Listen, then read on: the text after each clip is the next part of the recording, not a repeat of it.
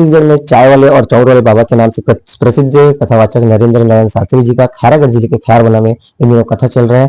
ज्यादातर लोग चाउर वाले बाबा या चाय वाले बाबा के नाम से जानते हैं। उसके पीछे की कहानी क्या है भक्ति? चावल से देख करके किसका जन्म तिथि, किसका समय, किसका भविष्य, जिससे लाखों की पैकेज लेकर के जो कथा कह रहे हैं 100% मुख्यमंत्री बदलने का योग है। छत्तीसगढ़ में चाय वाले और चाउर वाले बाबा के नाम से प्रसिद्ध कथावाचक नरेंद्र नारायण शास्त्री जी का खैरागढ़ जिले के खैरबला में इन दिनों कथा चल रहा है। पंडित जी हमारे साथ मौजूद है, बातचीत करेंगे। गुरु जी, खैरबला में यहाँ कथा चल रहा है, आपका भक्तगण काफी संख्या में दूर दूर से आ रहे, क्या कुछ कहना चाहेंगे? सबको जय श्री राधे, जय श्री कृष्णा। सबसे पहले खैरबना ग्राम में आज एक नया उत्साह देखने को एवं सुनने को मिला कि अब ये खैरबना ग्राम को पहले दुनिया के लोग भारत देश में और छत्तीसगढ़ में खैरबना के नाम से जानते थे, लेकिन इस 2025 के अंतिम विदाई में हमने ग्राम खैरबना को धर्म ग्राम खैरबना के नाम से जाना। दूसरा, यहाँ 51 फीट का ध्वजा स्थापित किया जा रहा है और 2025 का जो विदाई हमारा जीवन में बहुत अच्छे से हुआ और 2026 की शुरुआत छत्तीसगढ़ वालों के लिए अर्थात खैरागढ़ क्षेत्र के लिए गर्व की बात है कि आज ग्राम का, नगर का, पूरे खैरागढ़ क्षेत्र का सबसे बड़े गौरवशाली, भाग्यशाली यह है कि सबकी जीवन की शुरुआत अध्यात्म से और प्रभु के भक्ति से शुरुआत हुआ है। ये हम सबके लिए बहुत बड़ी भाग्यशाली की बात है। गुरु जी, आपको ज्यादातर लोग चाउर वाले बाबा या चाय वाले बाबा के नाम से जानते हैं। उसके पीछे की कहानी क्या है भक्ति? चाय वाले बाबा के नाम से इसलिए भारत में जानी जाती है कि समय को ध्यान में रखते हुए आप लोग के पास भी समय का मैं संक्षिप्त में बताते हुए कि गरीबी ने सब कुछ एक हट और एक बाल हट तक लाके छोड़ दिया गया। जिस समय मैं बनारस में पढ़ाई करता था, रांची में पढ़ाई करता था जी। तो एक एक दाना के लिए तरस जाता था और घर में भी गरीबी से पूरा संपन्न था। गरीबी संपन्न और अमीरी संपन्न। मेरे घर गरीबी से संपन्न था, जिसमें कोई प्रकार की आवक नहीं था जिससे मेरे माता पिता मेरे पढ़ाई में या मेरे दिनचर्या खर्चा को पूरा कर सके। तो जब दूसरे व्यक्ति कपड़ा डुबाते थे, दूसरे बालक लोग, उसमें जो गंदा पानी बसता था उसमें मैं अपना कपड़ा डुबाता था। वहां जाकर के भी भोजन की प्राप्ति कई दिन नहीं हो पाते थे। नागपंचमी का दिन था, भोजन नहीं मिल पाया। क्रोध आया और ईंटे को उठाकर थाली में मैंने गुस्सा में पटक दिया कि आज के बाद हम भोजन ही नहीं करेंगे। वो बालहट हमको 18 वर्ष तक लेके गया और 18 वर्ष तक चाय पी के अपना जीवन को चलाते रहे और वो चाय पी के जीवन को चलाते रहे। 24 घंटा में 20 घंटा लोगों को समय देते रहे। आज वो पूरे भारत वर्ष में इसलिए चाय वाले बाबा के नाम से जाना जाता है। लेकिन अभी 2024 धनतेरस के दिन प्रकृति का अर्थात संसारिक जो नियम है उसको स्वीकार करते हुए मेडिकल साइंस ने शुगर का नाम बताया, जिसके चलते भोजन की शुरुआत दीपावली धन चौदस अर्थात धनतेरस के दिन से भोजन प्रारंभ है। चावल देखकर बताने का रीजन ये है कि जिस चावल को मैंने त्याग किया, भोजन को मैंने त्याग किया और वही चावल से एक समय बनारस से शिक्षा प्राप्त करके निकला, तो हमारा गुरुदेव ने एक मुट्ठी चावल दिए थे, ये तुम्हारा जीवन है। हम नहीं समझ पाए उसको। फिर तीसरे दिन उन्होंने बुला के बोले कि इसमें तुमको आगे बढ़ना है। फिर जो भी गुरुदेव भगवान से मिला सिद्धि, उसमें आगे साधना, और साधना भी कैसे? साधना अध्यात्म से, साधना शिव से, साधना शक्ति से किया गया, ना कि तंत्र से, ना कि मंत्र से। तो भगवती की कृपा मिली और उस चावल से देख करके किसका जन्म तिथि, किसका समय, किसका भविष्य, कौन कितने उससे चुनाव जीत रहा है, इनका उन्हीं के आशीर्वाद से बता दिया जाता है, जिससे आज पूरे भारत में चावल वाले बाबा के नाम से जाना जाता है। जी, छत्तीसगढ़ में देख पा रहे होंगे कई कथावाचक है जिन्होंने लाखों का पैकेज लेकर के कथा किया और सनातन धर्म बताते हैं, उस पर क्या कहेंगे आप? जैसे लाखों की पैकेज लेकर के जो कथा कह रहे हैं, तो आप लोग के नजर में कथाकार है, मेरे नजर में कथाकार नहीं है। क्योंकि धर्म का धंधा नहीं होता, धर्म का व्यापार नहीं होता, धर्म का कोई दक्षिणा नहीं होता है।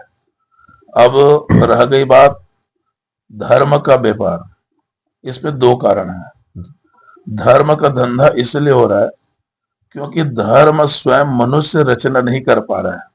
अगर कथा भी करा रही है तो अनेक प्रकार से सहयोग की दृष्टि से लेके तो करा रहे हैं, लेकिन कई जगह सुनने को मिलता है कि काफी काफी बड़े इंडस्ट्री से सहयोग से, बिल्डरों से, सबसे सहयोग लेके किया जाता है। तो जो बड़े बड़े कथावाचक जो 50 लाख 51 लाख के बिना नहीं आ पा रहे हैं, तो क्या बिना पैसे की कथा नहीं हो सकता? जो लाखों पब्लिक है जो आज कथा सुनने के लिए जा रहे हैं, उस कथा को सुन तो रहे हैं और उस कथा का प्रभाव भक्तों के ऊपर में नहीं पड़ रहा है। क्योंकि जहां धन है वहां धर्म नहीं होता, और जहां धर्म है वहां धन नहीं होता है। दूसरी बात यह है कि आज वीआईपी सुरक्षा को मेंटेन करते हुए एक कथावाचक के लिए एक अलग से राह बना दी जाती है। उनके लिए 10-10 बाउंसर खड़ी कर दी जाती है। मतलब संत को अभी भी भगवान के ऊपर में विश्वास नहीं है, इसलिए वो सुरक्षा के घेरे में चल रहे हैं। हमारा आध्यात्मिक और सनातन कहता है संत दर्शन से ही, गुरु का दर्शन से ही परमात्मा के दर्शन होती है। जब संत मिलता है तो ग्रंथ मिलता है, और ग्रंथ मिलता है तभी भगवंत मिलता है। यहाँ भक्त को संत मिल ही नहीं रहा है तो ग्रंथ का ज्ञान का प्रभाव उसके ऊपर में नहीं आ सकता। मेरे दृष्टिकोण से छोटा सा संत हूं कि आज लाखों पब्लिक है, जिस जगह से, जिस राह से एक राजनेताओं के लिए बनाई जाती है, उस जगह से वीआईपी मेंटेन हो रहा है।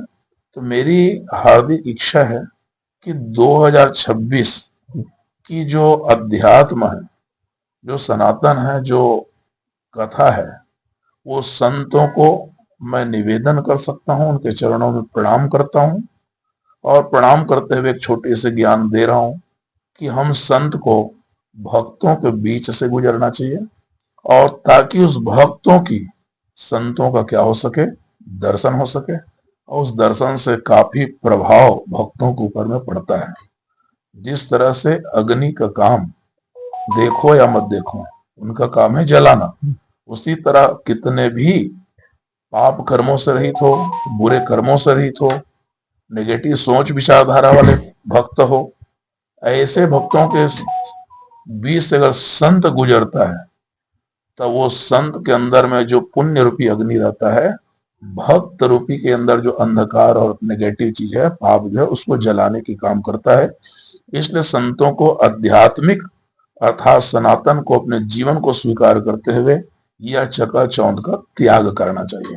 गुरु जी, आपकी काफी सारी दिव्य शक्तियों से भविष्यवाणियां सही हुई लगभग। आपने कहा कि आने वाले दिन में हो सकता है मुख्यमंत्री जो वर्तमान विष्णुदेव साय है वो बदल सकते हैं, उस पर क्या कहेंगे अभी?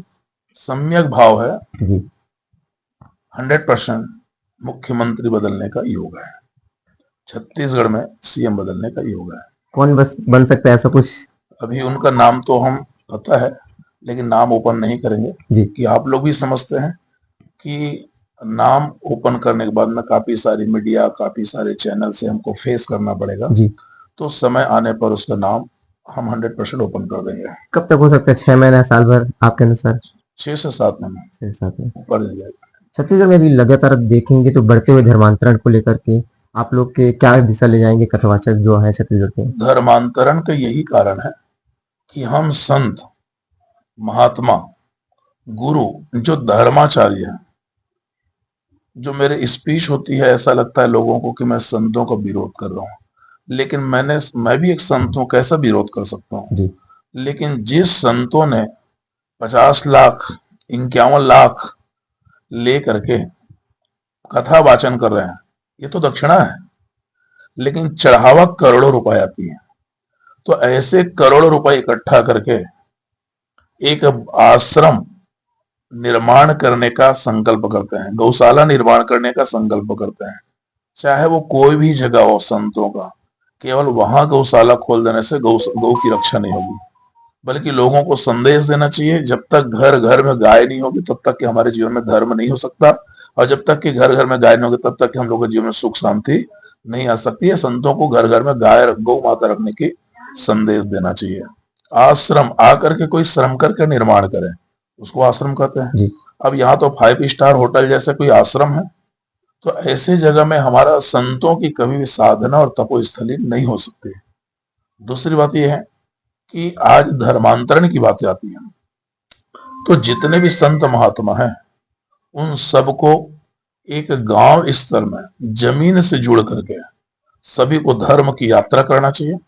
और जो हमारी जो धर्मांतरण है, ना कि शहर से है ना कि नगर से है, 80% जो धर्मांतरण है वो गांव से हो रहा है। और इसका मुख्य कारण है कि हम संत महात्मा लोग गांव से जुड़ नहीं पा रहे हैं, केवल धन से जुड़ करके केवल नगर में रह गए हैं। और जब तक ये संत महात्मा गांव स्तर में जा करके छोटे छोटे गरीब हिस्सा है गांव वाले से हम जुड़ेंगे नहीं, तब तक वह धर्मांतरण को रोका नहीं जा सकता। आपके दिव्य दरबार में हमने देखे हैं मुंबई से, ग्वालियर से, जगदलपुर से, यहाँ लोग काफी लोग आए, क्या उनके मतलब भविष्य में परिवर्तन हुए उसके लिए आपके माध्यम से? भारत देश में जो मेरे को विश्वास है कि जो मैंने लोगों के लिए किया, ये कहना गलत है, लेकिन इतना जरूर कहूंगा कि सिलियारी धाम दरबार में या जहां भी मैं कथा करने जाता हूँ, वहां पर ऐसे ऐसे चमत्कार हुआ है जो आज आप भी जानते हैं कि बिना चमत्कार के ये जो समय चला किसी को कोई मानने वाला नहीं है। और दिल्ली, बंबई, कलकत्ता, टाटा, हैदराबाद से अगर खैरबनम कोई आ रहा है तो कुछ न कुछ कारण होगा जब ही आ रहा है। रह गई बात, हमारे अंदर एक खासियत है कि जिसका हमने चमत्कार किया, जिसके लिए हमने कार्य किया, ना उसको मीडिया में ना यूट्यूब में हम प्रचार करते हैं। जी नहीं करने का कारण यह है कि मैं कौन हूं? करने वाला विधाता है, करने वाला भगवान है, देवी माता है। जी उनका अच्छा होना रहता है, वो मेरे पास आ जाता है, क्योंकि मेरे हाथों उनका यश लिखा रहता है। लेकिन कई ऐसे मेरे पास में आते हैं जो मैं एक संत होकर के अध्यात्म से दुखी हूं, क्योंकि आज 24 घंटा में 20 घंटा मैं लोगों को समय दे रहा हूं निस्वार्थ। आज जितनी भागवत मेरे पास है शायद किसी के पास होगा, तो लोग मेरे से ही क्यों भागवत कराना चाह रहे हैं? क्योंकि मुझे इतनी गर्व है, और भारत देश में मैं इतना सुखी हूं और खुश हूं, शायद मेरे से खुश कोई नहीं होगा। क्योंकि 2025 तक ईश्वर ने मुझे कहीं आयु दिया है, जी तो कहीं न कहीं उनकी कृपा से मैं यहां तक जी रहा हूं। और उसी श्वास को मैं पुण्य से जोड़ते हुए 2026 मेरा इतना बढ़िया शुरुआत हो रहा है कि मैं यहाँ ब्राह्मण कन्या जो आज आ रही है उनको मैं कन्यादान करने जा रहा हूं। और जहां भी भागवत में जाता हूं वहां मैं कन्यादान सबको A to Z चढ़ावा को, आज के समय के जो वक्ता है बोलते हैं हम वहां कन्यादान करेंगे, वहां गौशाला बनाएंगे। कन्यादान वहां क्यों? आखिर छत्तीसगढ़ के पैसा बाहर क्यों जा रहा है? और 5 से 6 करोड़, 2 करोड़, 1 करोड़ रुपए लोग लेके जा रहे हैं। क्या हमारे छत्तीसगढ़ में कोई बेटियां नहीं है जिनको हम शिक्षा दे सकें, जिनको हम पढ़ा सकें? धर्मांतरण का मुख्य कारण यही है कि ईसाई धर्म जो है गरीब लोग को प्रलोभन देती है, घर में चावल पहुंचाते हैं और एक गरीब के बच्चों को सीधे उठा करके शिक्षा क्षेत्र में ला करके खड़ा कर दिया जाता है। अगर ईसाई धर्म से वो बच्चे पढ़े हैं, ईसाई धर्म से वो आगे बढ़े हैं, तो आगे चल के वो जो बच्चा क्या इंजीनियर बने, डॉक्टर बने, कलेक्टर बने, वो ईसाई धर्म को ही फॉलो करेगा। तो जो वो चीज कर रहा है वो आगे आकर के हमारे संत महात्माओं को भी करना चाहिए। गरीब बच्चों को पढ़ाना चाहिए, गरीब बेटियों को आगे शादी करना चाहिए। 537 लड़कियों का कन्यादान मैं अपने जीवन में अपने भगवत कथा से कराया है, और ये 538वां कन्यादान खैरबना गांव में होने जा रहा है। गुरु जी, आप वीआईपी प्रोटोकॉल के एकदम निंदा करते हैं, जहां हमने यहाँ भी देखा वीआईपी लोगों को ज्यादातर अनुमोदन नहीं देते, और बाकी कथावाचक जो है वीआईपी मूवमेंट को ज्यादा एक्टिव करते हैं अपने तरफ, उस पर क्या कहना चाहेंगे? मैंने एक ही चीज कहा, मैं भारत का एक छोटा सा संत हूँ, और संत जो होता है वो नेता के शरण में नहीं जाता, नेता जो है संत के शरण में आता है। उसी तरह के आज के कुछ राष्ट्रीय वक्ता संत तो है लेकिन वो नेता के शरण में है, और कुछ लोग नेता मेरे शरण में है। दूसरा, व्यासपीठ की एक मर्यादा और व्यासपीठ की जो पवित्रता को बना के रखना हम सभी धर्माचार्य का नियम है। और कहीं शास्त्रों में ऐसा नहीं लिखा है कि कोई भी प्रतिष्ठित राजनीतिक है क्षेत्र नेता हो, मंडल मंडल का हो, विधानसभा का हो, लोकसभा का हो, चाहे राष्ट्रीय स्तर की नेता हो, उनको सम्मान देना चाहिए, अलग से सोफा में बैठाना चाहिए, माला पहनाना चाहिए, क्योंकि सम्मानित पुरुष है। इसका मतलब नहीं कि हम उसको व्यासपीठ में बुला करके उसको माला पहनाएं, इसका मतलब नहीं कि हमको 500 लिफाफा दे और हमारे व्यासपीठ की पवित्रता को हम भंग की जाए। इनका मैं घोर विरोध करता हूं और घोर निंदा करता हूं कि व्यासपीठ में किसी भी व्यासाचार्य के अलावा और राजा परीक्षित के अलावा किसी को भी व्यासपीठ में अलाउड नहीं करना चाहिए, ये शास्त्रों के खिलाफ है। मेरा अंतिम प्रश्न है गुरुजी, कि आपके दिव्य शक्तियां या दिव्य दरबार से अभी तक कितने, मतलब कौन कौन से ऐसे चमत्कार हुए जो सच हुए अभी तक? तो अभी आपके चौकी है जी, क्या चौकी बोलते हैं, अम्बागढ़ चौकी। अम्बागढ़ चौकी। एक बेटी थी मेरे दरबार में, उसको लेके उसके पिताजी ने एक जो सीने से इधर पूरा डेथ हो गया था, बम्बई जैसे डॉक्टर में उसको जवाब दे चुके थे। इधर क्षेत्र में काफी चाहले बाबा के नाम से जानते हैं। जी, उन लोग बोले चाहले बाबा को दिखाओ। उस दिन 250-300 आदमी मेरे सलियारी धाम में था, दिखाने पूरे इंडिया से लोग आए थे। लेकिन एक पिता अपने पुत्री को कंधे में बैठा के ले जा, और पिता फपक के रो रहा है कि मेरी बेटी का ये हाल है। बोले नीचे उतार। बोले गुरुजी बैठ नहीं सकता।